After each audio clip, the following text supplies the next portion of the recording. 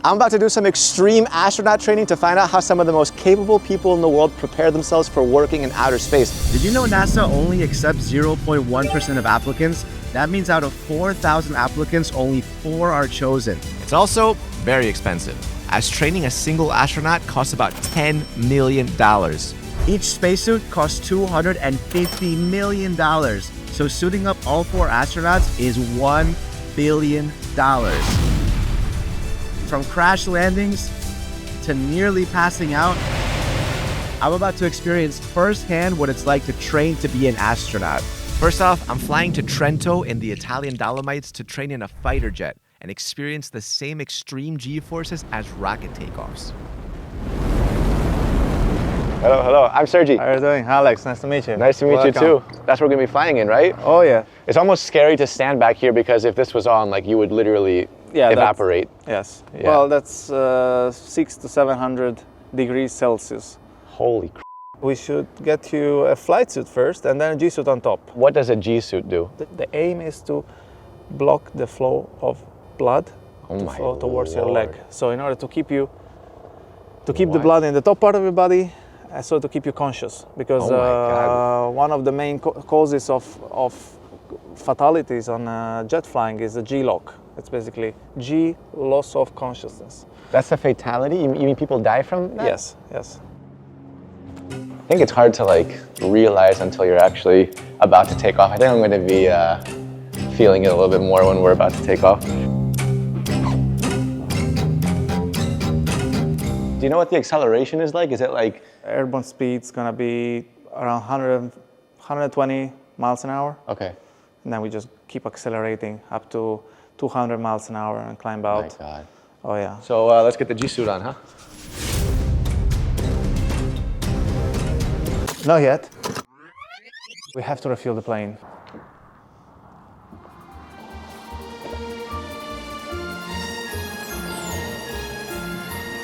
All right, there it is. 1,003 euros for 721 liters. Holy crap. Oh, that's already tight. Holy crap. I feel like Tom Cruise. I feel like if the Spanish military ever needs me, they're screwed. Is that it? Right. Am I in? Yes, you're in. Well, let's jump in and I'm actually kind of nervous, to be honest. I'm starting to feel it now. Left foot. Yep. Right foot here. Yep. And left here. Yep. And now with both feet you can stand on the seat. Yeah. Oh, I just pressed the emergency latch. I hope that doesn't come off. No, it should be fine. It should be okay. I feel like should be isn't the most comforting word. No, it's okay. Okay. It's got to be this tight, really? Yes. During the time the aircraft was operational in the Air Force, it was the instructor seat. So everything you touch here overrides what I do in the front. Oh, that's not okay. Yeah, so please do not touch. Gotta get that barf bag ready. Camera here. Sergi, you will read this one during flight. Yeah. I have to see what I'm doing. Okay, try to keep the microphone as close as possible to your mouth. I mean, it's like literally in my mouth. Okay, we start up.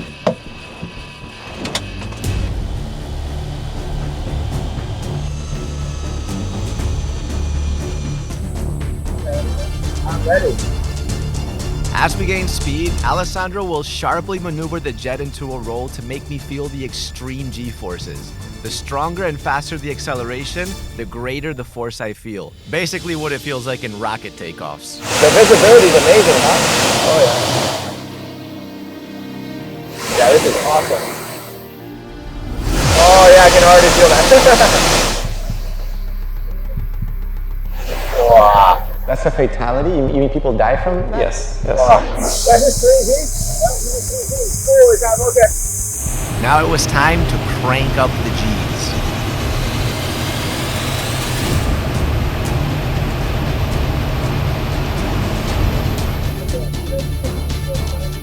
The G-forces I feel in the fighter jet are caused by inertia, which is the resistance of our bodies to changes in motion. When the jet accelerates or turns rapidly, my body wants to remain in its original state of motion.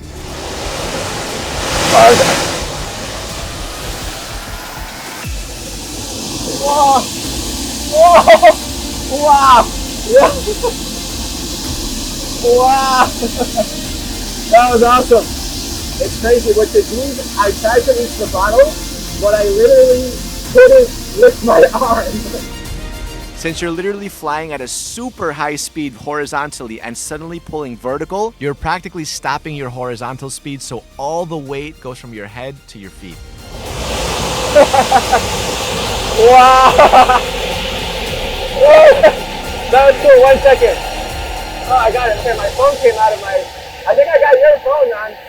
You got my phone? Yeah, I got your phone. Oh, good enough? Yeah, I'm definitely gonna do so. Okay. You have the bag, right? I do have the bag. I have the bag. Okay, I'll go through it, okay?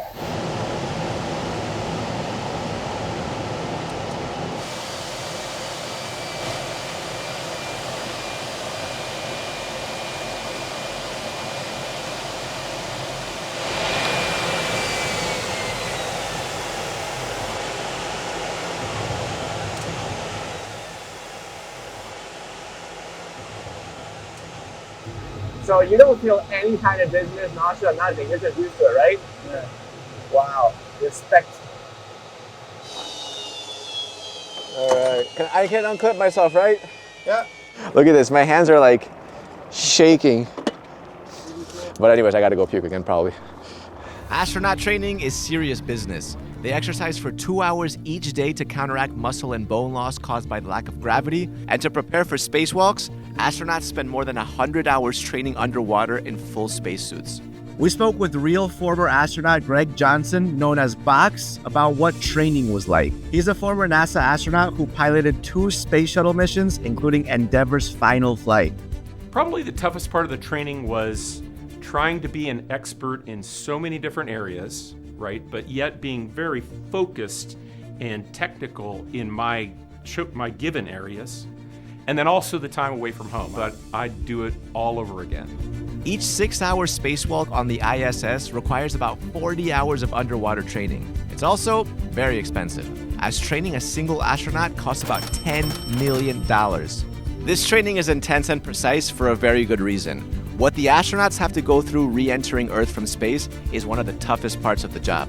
Before I move on to the next part of my training, I want to mention SBXcars.com. If you like supercars, rare cars, or even classic cars, make sure to check out SBXcars.com. It's our new premium car auction platform, and the link is in the description below.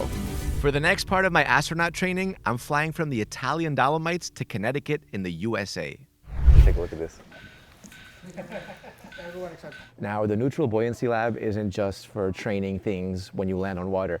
It also mimics zero gravity underwater. So you can see right now the people training underwater where they can kind of master techniques, repair things, and kind of imitate life in outer space, which is pretty cool because, yeah, you don't have to go on that plane that mimics zero G. You can just go right underwater and kind of get some training there. So this is pretty interesting too. Immersing astronauts in large water tanks allows them to practice precise, deliberate movements and adapt to not having an up and down reference, just like they would in microgravity. The underwater pressure also creates subtle fluid shifts in the body, mimicking the facial puffiness and reduced leg volume experienced in space. Everything operates differently than what you're accustomed to here at home. You could dive in straight lines, you could throw your M&M, you could sleep on the ceiling. Astronauts also wear fully pressurized spacesuits during training, giving them the feeling of working in the stiff, restrictive gear they use during real spacewalks. So what happens to our bodies in space? The #1 danger is invisible: space radiation. Space radiation is as stealthy as it is powerful. And on average, astronauts in space are exposed to the equivalent of 6,000 chest X-rays in radiation. This exposure puts astronauts at higher risk of developing conditions such as cancer, heart disease, cataracts, and even premature aging. Their bodies also need to adjust to new gravities. Muscles, bones, inner ear, and organs are all affected. My body grew taller. I always wanted to be 6 foot tall, and I was almost 6 feet tall when I was in space. Oh, here it is. There it is. So I think one of the first things is there's 2 types of suits. There's the EVA and the IVA. One of them is white. You guys have seen those on TV, the big white ones. And then there's the orange one that we're looking at right now. So which one is this? So this is an IVA, an intervehicular activity spacesuit. An EVA, an extravehicular spacesuit, is if you want to intentionally leave a vehicle. It's like a one-person spaceship. If you want to go out to fix the space station or walk on the moon, that's an EVA spacesuit. Now, how much does an EVA cost if you wanted to buy one? The last number I remember is about $250 million. I would have never imagined that it was $250 million for each suit. So how much does this one cost? So about $250,000. Okay. I mean, which is about the price of a Ferrari. Why does this one cost $250,000? A lot of it has to do with the testing and qualification. Yeah. This is a real spacesuit. Wow, Now, okay. we're not going to pressurize this. This particular one has done its life, and that's why we're getting it wet. So with today's technology, if an astronaut in space did kind of cut off the tether by accident and started floating and drifting away, would we be able to recover them? Or probably not? Most likely not. Oh, no, that's pretty scary. Yeah, so once they're gone, they're gone. It feels almost unfair to refer to spacesuits as just suits. They are legit engineering marvels that function as miniature spacecraft in their own right. It's got tons of features, complete with oxygen supply, temperature control, and waste management systems. It's not like you can just have a quick toilet break. If you gotta go, you gotta go. Before I get suited up, I want to learn more about the space capsule replicas that are used for training.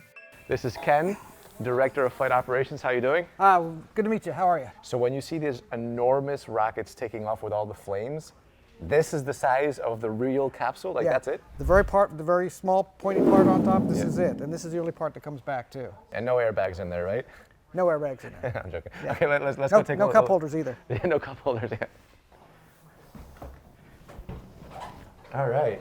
Wow, so is this what it actually looks like on the inside, or has this been simplified? It's very simplified. Of course, we have a wooden floor. Yeah. They don't have a wooden floor in space. Yeah. The seats are very low fidelity. They're very uncomfortable. They're very square. Yeah. But so they're for training only. Imagine spending weeks, even months floating in space in zero gravity. Then you're suddenly strapped into a tiny capsule shooting back to Earth at hypersonic speeds. The first part of the re-entry is the worst. As the capsule enters Earth's atmosphere, astronauts experience G-forces of up to 6 Gs. That's 3 times the force an F1 driver feels in acceleration. And they get that experience right after having gone ages without even feeling the force of gravity. You're only pulling like 1.7 Gs, but it feels like 10 because we've been living at zero gravity for 2 weeks, or in some cases, people are up there for, months or even years at a time. And as capsules crash down at an unbelievable 28,000 kilometers an hour, a fiery plasma shield forms around the capsule with temperatures going above 1,600 degrees Celsius. Luckily for the astronauts, this doesn't last too long. As the capsule plunges into Earth's atmosphere, the air resistance slows it down really fast, going from 28,000 kilometers an hour to 1,600 in just minutes. Then, the capsule finally smacks down into the ocean, and it's not exactly a soft landing. After that, the astronauts are left bobbing around in the water locked in their capsule. So let's get you in a flight suit, Yeah. and you're going to get wet. Yeah. So I'm looking just by sizing you up. Maybe we'll try a 38 regular. Okay, sounds good. There have been over 30 crewed splashdowns, as recently as the 21st of November 2024, when SpaceX's Crew 8 mission successfully returned from the International Space Station. The Dragon spacecraft, named Endeavour, splashed down in the Atlantic Ocean off the coast of Florida. Splashdowns. As you can see on your screen, we have visual confirmation for splashdown. But splashdowns don't always go to plan. This training replicates the worst case scenario, where the main side hatch cannot be used. In these emergencies, astronauts need to act fast and escape from the capsule through the docking hatch on top. It's finally my turn to try and escape from a simulated splashdown. All right. Carl, just go through those procedures. You want to talk them through the procedures so we understand what's going on. Okay. It just feels so unnatural. Recovery forces are on site. How's that? All right, roger that. Okay, Altimeter 2983. This is it. My space capsule has just splashed down in the middle of the ocean, and I need to find a way to get out. On site. Stand by for mains.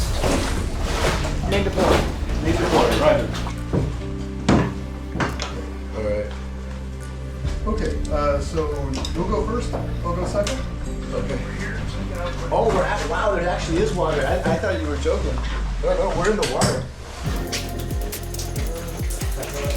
And now it's time for me to make my escape from the crashed spaceship. I don't know if it was the fact that I was wearing a suit, but jumping into the water was a little bit terrifying.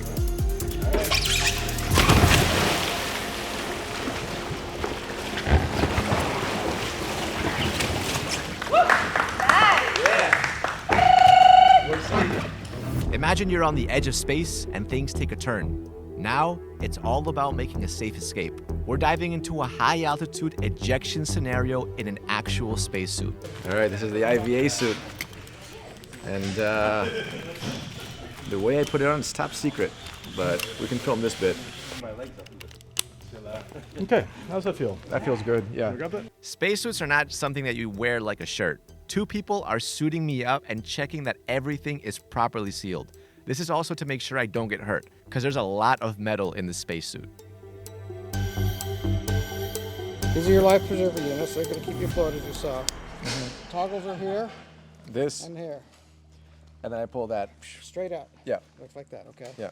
So, imaginary scenario, I've just hit the ejector C button from a spacecraft or a really high altitude plane. I'm falling out of the sky, well, I'm about to, and then I gotta land on the water and survive. You know, for a $250,000 suit, they could have some pillows here in the back, you know, make it more cozy. Hey, your pillows take mass and volume in your space mission. But they are very comfortable. As I get lifted into the air, not gonna lie, I imagine how scary it must be for real astronauts to drop down from such high altitudes, especially in an emergency.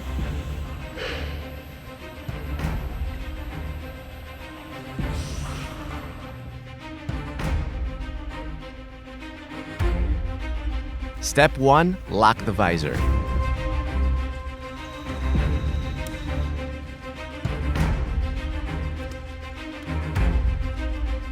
Step 2, turn on air supply. Step 3, inflate the flotation vest.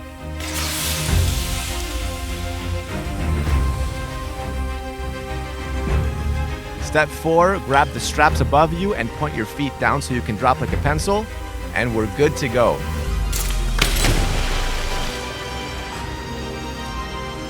Once you're in the water, you want to open up your visor so you get some real air, because that little air tank only gives enough for like 2 or 3 minutes. All right.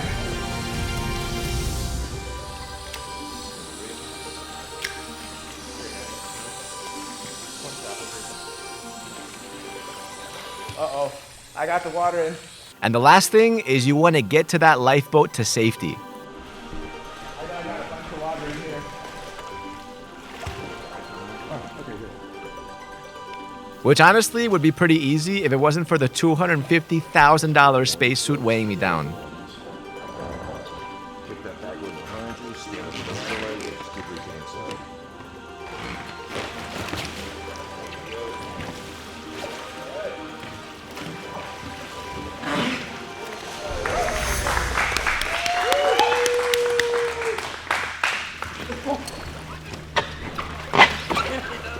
We made it. Hold on. Oh, yeah. All right, well done. Come on, we'll get everything off of you. Good job. You did really well. I was happy you got that closed up. Yeah. You're ready to click right away. Yeah. Well, I think that the hardest part was finding every piece that you needed to get. Once you're up there, everything kind of changes position. So I was looking for some straps and they were hidden. And I had to kind of look around and find them. So it took a bit longer than I expected. From extreme G-forces to escaping a space capsule, and even feeling what it's like to drop in a parachute and zero gravity, these experiences have shown me just how tough training to go to space can be. And it was super cool. We're still scratching the surface on space travel. It's really not easy. Every space flight, we learn lots of new things. Even recently, the Starliner, as you all know, a couple people weren't able to come back when it was planned, because it's just a difficult thing to fly in space. One step closer to go to space someday. You know, do I get a little certificate of I can send over to NASA? No? I'll give you something. Yeah.